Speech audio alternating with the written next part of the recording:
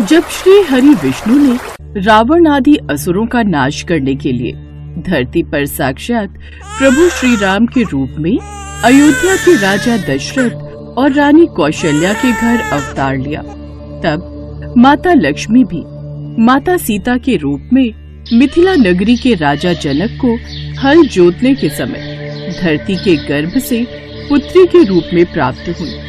एक तरफ प्रभु श्री राम अपने बाल्यकाल में गुरुकुल में शिक्षा ग्रहण कर रहे थे, तो दूसरी तरफ माता सीता भी धीरे धीरे बड़ी हो रही थी।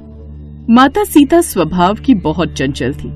एक दिन माता सीता अपने बाल्यकाल में अपनी सखियों के साथ क्रीड़ा कर रही थी। सखियों, देखो यह उपवन कितना सुंदर है, चलो हम यहाँ छुपन छुपाई खेलते हैं। हाँ सीता, ये बहुत मजेदार होगा, परंतु देखना कोई राजा जनक के धनुष वाले कक्ष की ओर ना जाए, वहाँ जाना वर्जित है। हमें तो वहाँ जाने ही नहीं दिया जाता। तुम्हारे कहने पर ही आज हम इस कक्ष के पास वाले उपवन में आ गए, अन्यथा हम यहाँ पर कदापि नहीं आते। अच्छा, तो ये बात है, तुम सब तो ऐसे ही डरती रहती हो। अब तो मैं वहीं छुपूंगी जहाँ कोई जाने की हिम्मत नहीं करता।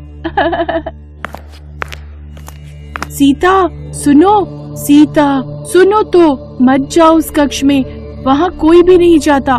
अरे सीता तो वहीं छिप गई है, अब उसे कैसे ढूंढे?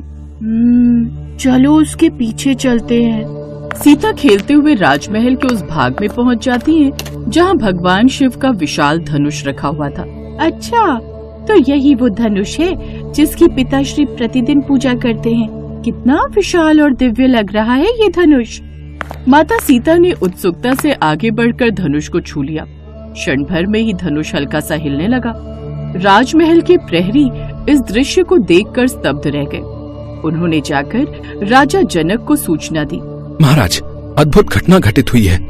राजकुमारी सीता ने शिव धनुष को छूते ही उसे हिला दिया है। ये कैसे संभव है? ये तो वही धनुष है ना जिसे बड़े बड़े योद्धा भी हिला नहीं सकते।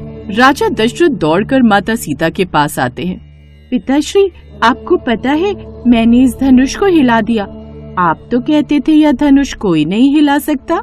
राजा जनक समझ जाते हैं कि माता सीता कोई साधारण कन्या नहीं है, वह अवश्य ही किसी देवी का अवतार है। इसलिए उन्होंने उसी समय मन में प्रतिज्ञा ली कि वह अपनी पुत्री सीता का विवाह उसी के साथ करेंगे जो शिवजी के पिनाक धनुष को उठाकर उस पर प्रत्यंचा चढ़ाएगा। जब माता सीता बड़ी हुई तब राजा जनक ने अपनी प्रतिज्ञा के अनुसार सीता स्वयंवर रखा और उसमें दूर दूर से बड़े बड़े योद्धा बुलाए।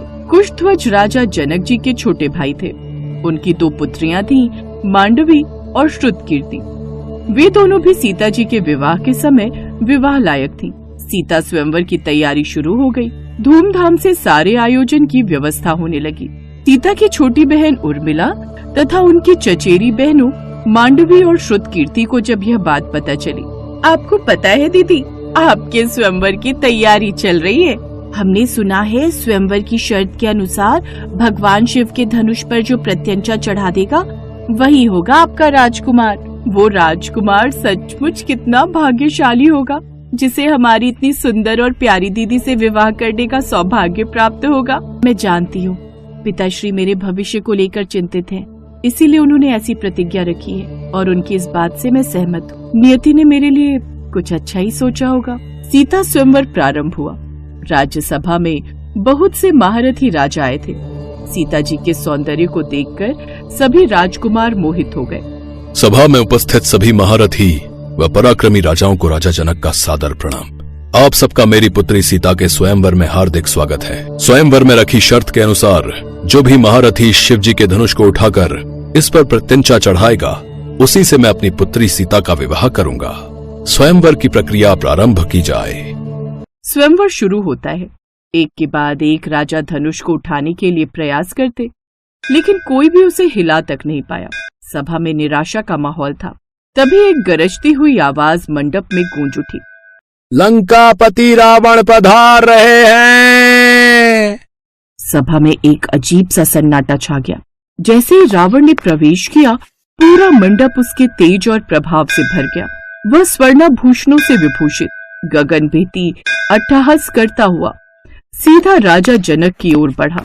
राजा जनक, ये स्वयंवर क्या केवल समय व्यर्थ करने के लिए रखा गया है? इतने वीर सम्राट और राजकुमार यहाँ बैठे हैं, लेकिन कोई साधारण धनुष को हिला तक नहीं सका। ये अपमानजनक है। ये कार्य केवल मेरे योग्य है।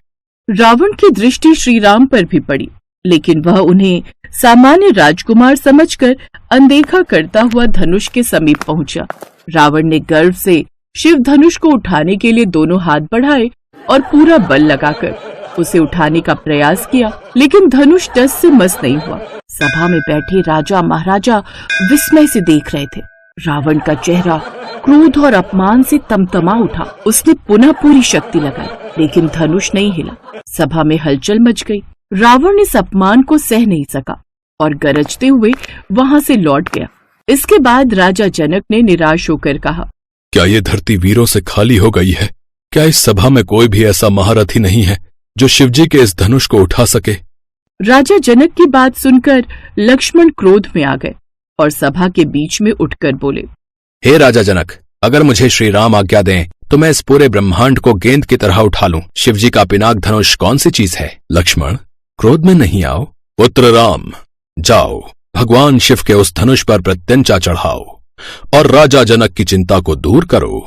जो आज्ञा गुरुदेव। ऋषि विश्वामित्र की आज्ञा पर धनुष के पास पहुंचे। सभा में बैठे सभी राजा जोर जोर से हंसने लगे। लो, अब ये भी अपना पराक्रम दिखाएंगे। अब चिड़िया पहाड़ उठाने चली है। सभा में उपस्थित सब लोग हैरान रह गए। श्री राम ने धनुष को प्रणाम किया और फुर्ती से धनुष उठाया। उन्होंने धनुष को कब उठाया, कब चढ़ाया और कब खींचा, किसी को पता ही नहीं चला। उन्होंने धनुष को क्षण भर में बीच में से तोड़ डाला, जिसकी कठोर ध्वनि पूरे लोक में फैल गई। सभा में उपस्थित माता सीता और उनके परिवार के सभी सदस्यों के चेहरे पर खुशी की लहर आ गई। इसके पश्चात माता सीता ने श्री राम को जयमाला पहना दी।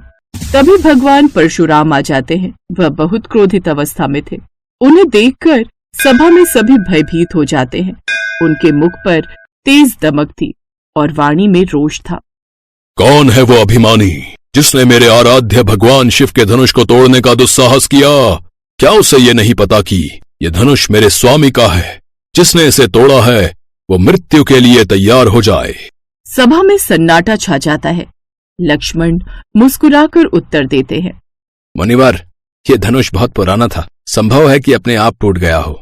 इसमें इतना क्रोध करने की क्या आवश्यकता है? अगर आपके पास कोई और धनुष हो तो उसे भी लाकर देख लेते हैं। लक्ष्मण की बात सुनकर परशुराम और अधिक क्रोधित हो जाते हैं। हे बालक, तू बहुत बढ़ चढ़ कर बातें कर रहा है। क्या तुझे मेरा पराक्रम नहीं पता? मैंने पृथ्वी से असंख्य क्षत्रियों का संहार किया है। यदि तू क्षत्रिय ना होता तो अभी तुझे यमलोक पहुंचा देता। राम शांत स्वभाव से आगे बढ़ते हैं और हाथ जोड़कर बोलते हैं, भगवान, मेरा कोई अपराध नहीं है।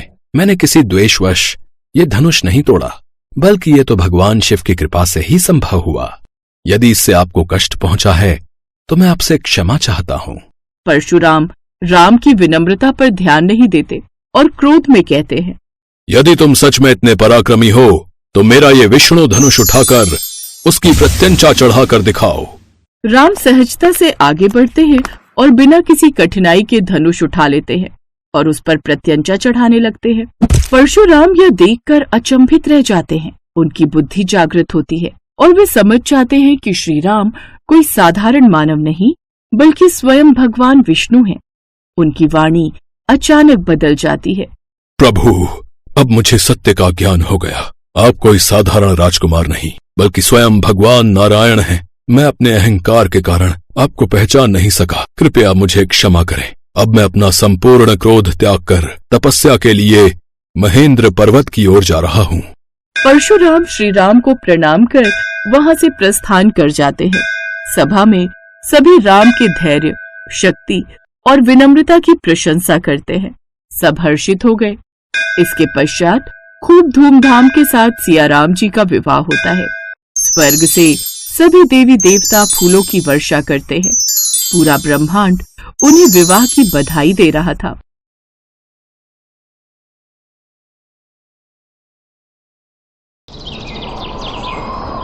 मोहनपुर नाम के एक छोटे से गांव में प्राचीन बरगद के पेड़ के पास सुशीला नाम की एक बूढ़ी गरीब महिला अपने अपाहिज बेटे मदन के साथ रहती थी। मदन बचपन से ही दोनों पैरों से चल नहीं सकता था।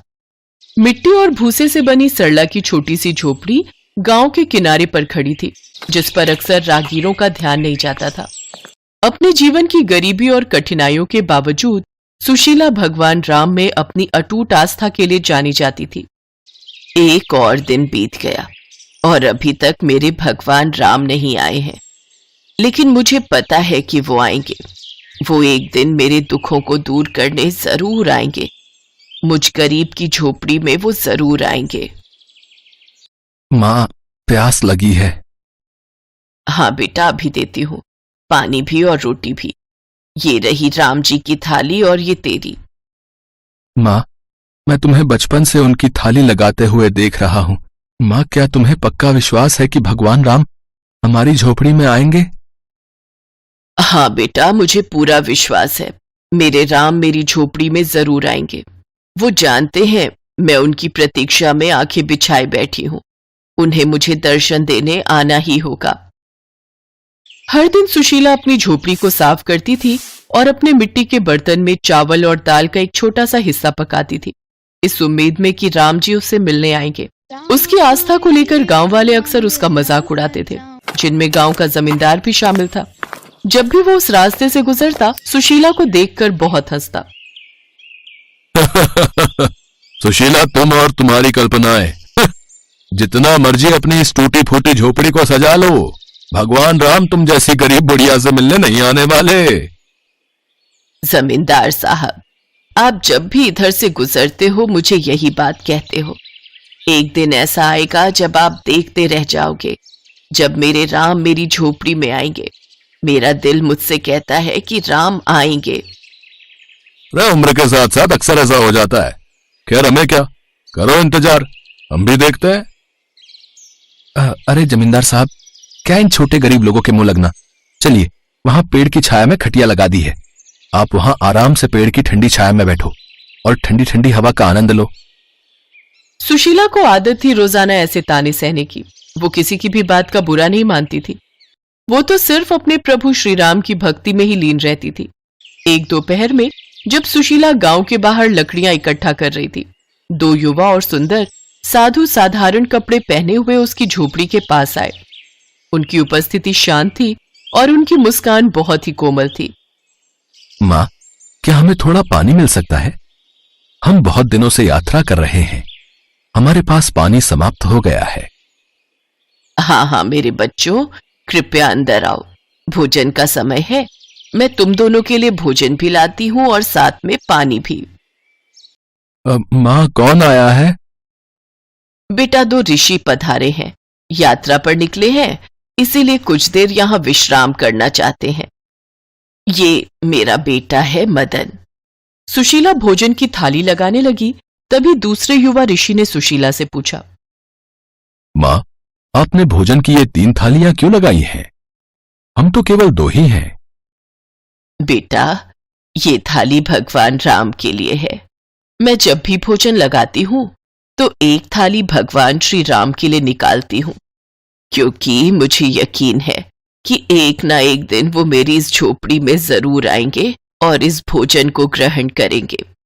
ये लो बेटा, खाओ। सुशीला की बातें सुनकर दोनों युवा ऋषि मुस्कुरा दिए। उन्होंने घंटों बातें की। युवा ऋषियों ने गांव, सुशीला के जीवन और राम जी के प्रति उसके अटूट विश्वास के बारे में उसकी कहानियां ध्यान से सुनी। जैसे ही शाम हुई, युवा ऋषि जाने के लिए खड़े हो गए। आपसे मिलकर और आपकी प्रभु श्री राम के प्रति भक्ति को देखकर सचमुच हृदय आनंद से भर गया। धन्यवाद। बस अब तो मेरी इच्छा है कि राम जी भी ऐसे ही मुझसे मिलने आए जैसे आप आए हैं। तुम्हारी भक्ति जीत गई माँ। देखो, मैं तुमसे मिलने आ गया। तुम्हारी भक्ति मुझे यहां तुम्हारी झोपड़ी में खींच लाई। सुशीला देखती है दोनों युवक राम और लक्ष्मण के रूप में आ जाते हैं। सुशीला को कुछ पल के लिए तो अपनी आंखों पर यकीन ही नहीं हुआ। उसकी खुशी का ठिकाना नहीं था। उसकी भक्ति जीत गई। उसे अपने प्रभु श्री राम के दर्शन हो गए। बस माँ, अब दुख के दिन दूर हो गए। अब आपको चिंता की कोई जरूरत नहीं। अब मेरे आशीर्वाद से सब कुछ ठीक हो जाएगा। भगवान श्री राम आशीर्वाद का हाथ उठाते हैं। मदन के पैर ठीक हो जाते हैं और वो उठकर खड़ा हो जाता है। वो भी हाथ जोड़कर भगवान श्री राम और लक्ष्मण के सामने खड़ा था। सुशीला की आंखों से आंसू बहते ही जा रहे थे। देखते ही देखते सुशीला की झोपड़ी सोने की हो गई। उसके घर में धन भंडार भर गए। उसकी झोपड़ी में राम आ गए। सुशीला को आशीर्वाद देकर भगवान राम और लक्ष्मण अंतर्ध्यान हो जाते हैं। जिन लोगों ने सुशीला का मजाक उड़ाया था वे अब उसके अटूट विश्वास से आश्चर्यचकित थे। मां, तुम्हारा विश्वास जीत गया। प्रभु श्री राम और लक्ष्मण हमारी कुटिया में आए। देखो, उन्होंने मुझे ठीक कर दिया, हमारी गरीबी भी दूर कर दी, हमारे जीवन के सारे दुख दूर कर दिए। मां, हाँ बेटा, अब हमारे दुख के दिन दूर हो गए। हाँ मेरे बच्चे, प्रभु श्री राम ने हमारे जीवन के सारे दुख दूर कर दिए। अब सुशीला बहन, मुझे माफ कर दो। मैंने तुम्हारा हमेशा मजाक उड़ाया, पर आज हमारी आंखों के सामने सारी सच्चाई है। तुम्हारी भक्ति सचमुच बहुत सच्ची है। तुम्हारी झोपड़ी में राम आ गए। सुशीला बहन, तुम सत्य कहती थी कि तुम्हारी झोपड़ी में राम जरूर आएंगे। सब गांव वाले भी सुशीला की भक्ति की बहुत प्रशंसा करते हैं और सब सुशीला से यही सीख लेते हैं कि भगवान पर अटूट विश्वास बहुत जरूरी है। तभी हमें सच्ची भक्ति का फल प्राप्त होता है।